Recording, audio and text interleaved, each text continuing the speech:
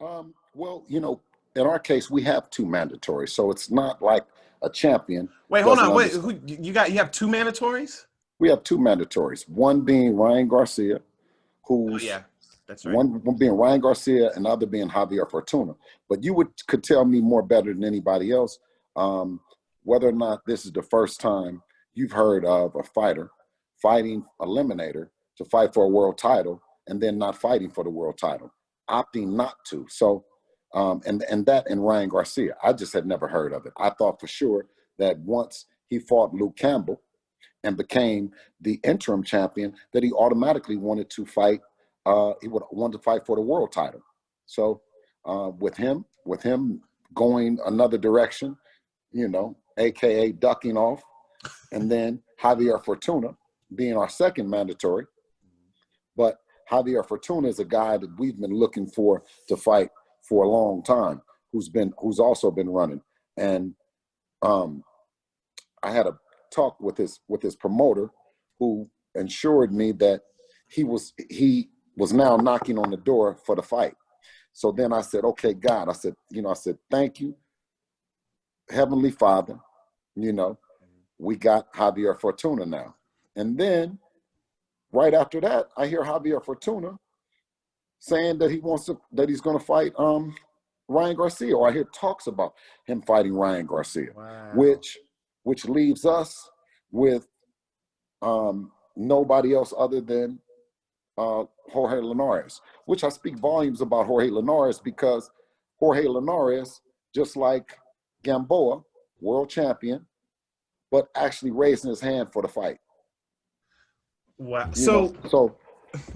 Wait, so that's the only person I could hear. That's the only person I've heard that say right now to this day that they would accept the fight, or that they wanted to fight, was Jorge Linares. Jorge Linares not only said that he wanted to fight, he said that he thought that Devin was a hell of a talent, and one of the top lightweights in the division, which that was enough for me to say, okay, well, let's do some business. Let's talk in all seriousness to Jorge Linares if these other two guys, these other two mandatories, don't work out. So with that saying, with Teofimo, if he wanted to, by him being a franchise champion and by him having his mandatory, because you don't have to fight your mandatory for a year? Well, that's the WBC. Like the franchise whole situation is like, I don't really. And with the franchise belt, you never have to fight. Right. You never have. Right.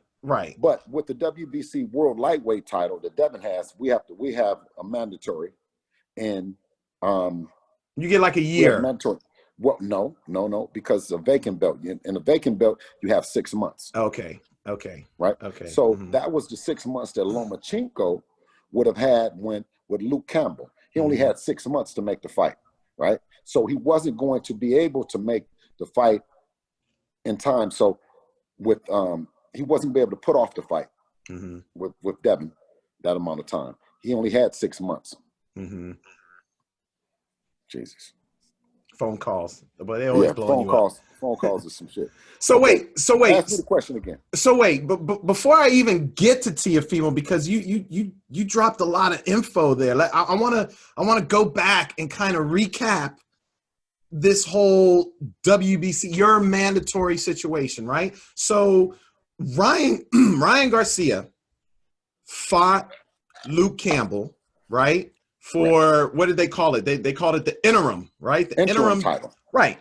And the winner was supposed to be, or is supposed to be, Devin's mandatory, right? Correct. So okay, that's cool. I assume that's why you guys went out to Texas to go watch Ryan and Luke's fight. You guys were ringside. Fight's over. Ryan Garcia is on the mic and he says, you know what? We're going to put Devin, we're going to fight him. That's the last guy we're going to fight. I want to fight Tank instead. So when he made that announcement, and I know he even came over to the side to like kind of talk to Devin and I don't know what he said, but that's it. And I had the mask over my face and I said, Devin, slap the shit out of him right now. And then Devin is laughing just like you. I said, all right, that's the only way we're going to get the fight. You better slap the shit out of him right now, Devin. Devin's laughing. Devin is laughing, right? Because he came over talking like, yeah, man, you know what I'm saying, this and that. I said, slap the shit out of him. I don't want to say I wish he would have, but damn, that would have gone viral, so that would have been kind of nice. So you guys, okay, so you're there and you're hearing Ryan, basically, who you thought, okay, he won, so we got next. But you're basically hearing him say, you know what? Nah, I don't really want that fight. So he was your, quote unquote, first mandatory, right? So then you hear about a second mandatory, Javier Fortuna. And you referred to his promoter, Samson, right? Samson Lukowicz. So you were under the impression that, all right, Samson is now saying he wants to fight. But you're hearing that there's a possibility that Fortuna could potentially be fighting Ryan now? Well, that's what I'm hearing the rumors are. That, and then you, of course, you haven't heard from Javier Fortuna. You know what I mean? You only hear from Javier Fortuna when Devin got a fight. Right. Then you don't hear from him. You know what I'm saying? You never hear from him then. So those are the rumors. But what I'm saying is that with the WBC said, hey, we, Javier Fortuna called and they want to fight. They want a petition to fight you. Hey, Ryan Garcia just called. He petitioned. He wanted to fight you. So that's how that thing goes. Everyone's petitioning, but nobody's actually following through. Correct. Wow, Correct. That's crazy. But possibly Jorge Linares now. That's so. It's almost like we just went back to where we were before Ryan and Luke fought. Like it was kind of the same situation. There was Linares out there, Fortuna, Ryan. Yeah, but Ryan didn't want to fight Linares. Linares wanted to fight Ryan. That fight was on the table. He didn't want to fight him. Tank fight is on the table. He doesn't want to fight Tank. I mean, listen. He's running so fast and so hard away from Devin, he's about to run into Manny Pacquiao. Which to me is I don't want. Which he's gonna get fucked up. That's a bigger guy. It's 2 weight divisions up. Like that's a legend. I'm not gonna knock him for wanting the fight. You know what I'm saying? Like I get it, but at the same time, number one, I don't think it's gonna happen. I think it's just all smoke and mirrors. But number two, if that fight doesn't happen, he should either be fighting. Technically, he should be fighting Devin. I can still hear you. Go ahead. Yeah, no, technically, he should be fighting Devin because that's who he positioned himself with the WC. But if he's not fighting Devin, then I think all will be forgiven if he fights Tank instead, who's basically. That's who he said he was going to fight before the Manny Pacquiao situation came up. So I don't think anyone's going to accuse him of ducking if those 2 fights happen. But if he fights Fortuna, listen, Devin has the best skill set in the world. He's the best boxer, pure boxer in the world, right? He's a duck. He's a duck. Wow. He's a duck. He's a duck.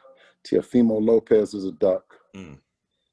Javier Fortuna been ducking forever. He's the oldest duck. Then you got Tank. All right. Now I have a bittersweet feeling about Tank because Tank went down and did something at 130 pounds and got a world title, and that was something that we couldn't do. We can't go down to 130. Devin can't make 130 pounds. So. And he's looking to fight another 130-pounder. He's only fought 135-pounder. So technically, Tank is really a 130-pounder. You know what I'm saying? Right. He's so not I really don't consider 135. him. He's not really a 135-pounder. So I don't consider him a duck. I just consider him, just too small, too slow, and underskilled to deal with Devin. You know what I mean? Because he can fight at 135, but he got butt naked on the scale and got to 130. Devin couldn't do that, but he had to get butt naked to do it. You know what I'm saying? So, you know what I mean? And now I hear that he might be fighting Abner Mares or something like that. Just something that's just not relevant to what we're talking about. You know what I'm saying? Yeah. So I don't consider him. I'm not considering him part of the Four Kings or whatever it is. You know what I'm saying? Because he's still got 130-pound business he's dealing with. You know, maybe he fights Shakur. Maybe he fights Gary Russell. You know what I mean? But it's definitely qualified guys down there for him to fight. Right. But if he picks an opponent at 135, other than Devin, it's not Devin Haney, then he's a duck too.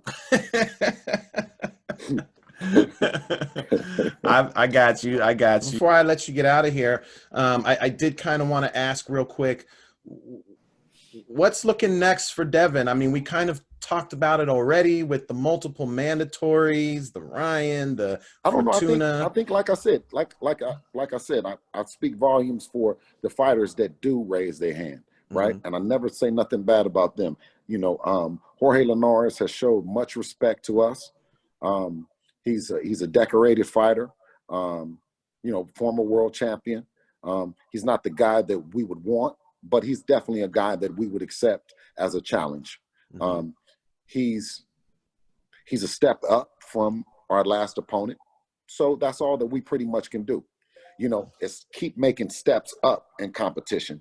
If you want to go all the way up, or we go one step up, two steps up, it's just what's available. And Jorge Linares has said that he wants to fight.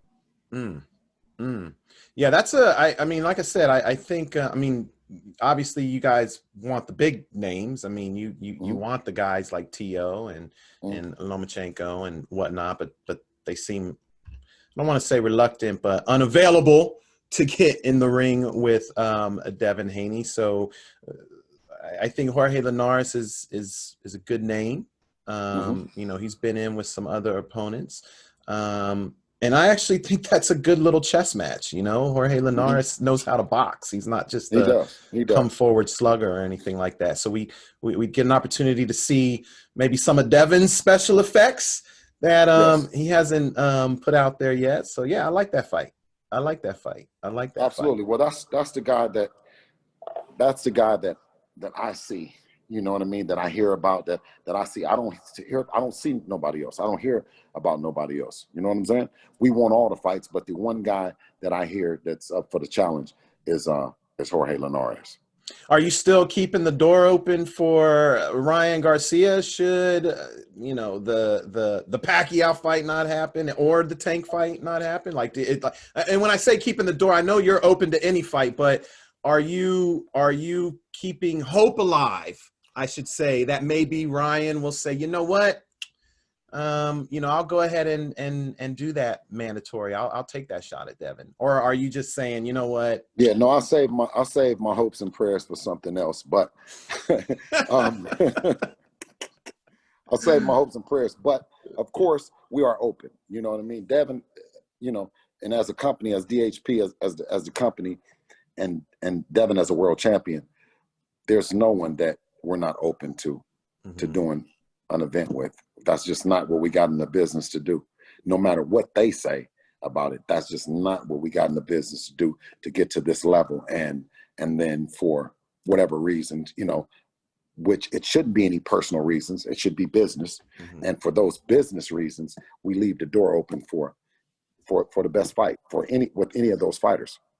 Do you think that, I mean, just from a business standpoint, do you think that is a smart idea for Ryan to attempt that Pacquiao fight? Well, you know, like that'll be a check that you know, if he's gonna blow some money for us if he does that and gets beat, you know what I'm saying? So we don't want him to take that fight because of the risk. You know what I'm saying? Of the risk of a potential fight with Devin and Ryan. So, which we know that the amount of money in that will go out the window should either one of them lose, right? So, you know what I mean? It's just, you know, but that's an opportunity that even when someone asks me, would we take that if we had a Manny Pacquiao fight? And I, with all seriousness, I said, yeah. You know what I mean? I said, yeah, because of the reasons of Manny being smaller, him being a little bit older, and maybe being a step behind, right? Yeah. But that's not a fight that I would target. I didn't see that coming from them to target Manny Pacquiao, Right. because I don't really see what Manny will win with Ryan. Well, nothing. It's just another notch on his belt. I mean, Manny wouldn't win anything. I mean, well, how big could that notch be if Luke Campbell just dropped him? Well, it's not going to be a big. I didn't say it was going to be a big notch. I just said it was going to be another notch on the belt. So Manny really wouldn't get anything out of it, I don't think. I love what the Garcias have been doing. You know what I mean? I really like what they've been doing and how they've been promoting. But I mean, I have to tell the truth about it. You know what I'm saying? Is that they're not ready for the fight, that they're ducking the fight with Devin. But see, what's confusing is he said, okay, I'm going to fight all these guys on the list, right? So some of those guys, when Devin was in the ring, when they had the infamous standoff, now he's adding people to the list, right? Yeah. So we thought we were in line, but he's adding people to the list. He just added Pacquiao to the list. You see what I'm saying? So next it'll be King Kong, Anthony Joshua, Tyson Fury, Godzilla. Has he asked to fight Floyd yet? Because I know Teo has asked to fight Floyd, but I guess he'll no, he had Teo. No, did Teo say that? Teo didn't say that. He didn't say Actually, that? he did, didn't he? He did say he it. did say that. He did. Yeah. Wow. So it's funny to me because these guys will do shit and talk shit that we won't even talk. You know what I'm saying? Like we don't. You know what I mean? And that was the thing with Gary Russell. It's like, we're not about to fight no Crawford, man. If you don't knock it off, man, talking about you gonna fight Crawford, you can fight us. Right. You know what I'm saying? Fight Devin, but we ain't fighting no Crawford right now. He's too big. Yeah. He's a real 147 that Mike could go up to 154. Right. You know what I'm saying? Do you think you guys get enough credit for that? Do you think you get enough credit for attempting to make realistic fights as opposed to going after things that just seem out of left field? Well, the thing about it is Devin likes credit. The dad only accepts cash. You see what I'm saying? So the credit part, as long as everything is on course to where it's, his bills and all his stuff and he's taken care of, because as a kid, seeing my baby as a kid growing up, you know what I mean? We didn't know it was going to be boxing. I just know that I wanted him and was hoped that he would have a career that he was passionate about, that he was getting paid and, you know what I mean, living a great life. And he got all that. And he has all that. So, you know what I mean? That's everything to me on the business side. So that's why I'm over here on this side concentrating on keeping him right. Yeah.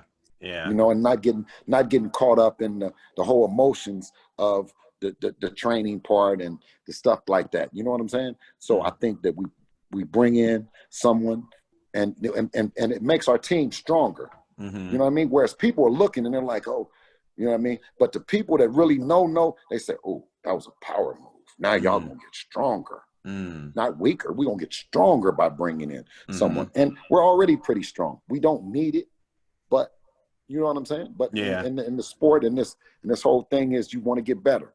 You want to constantly get better. And I think, that's something that me and him decided to do without the people. We didn't do it in the public. We just decided. No one else talked to us or none of that. It was just me and him, Yeah. Yeah.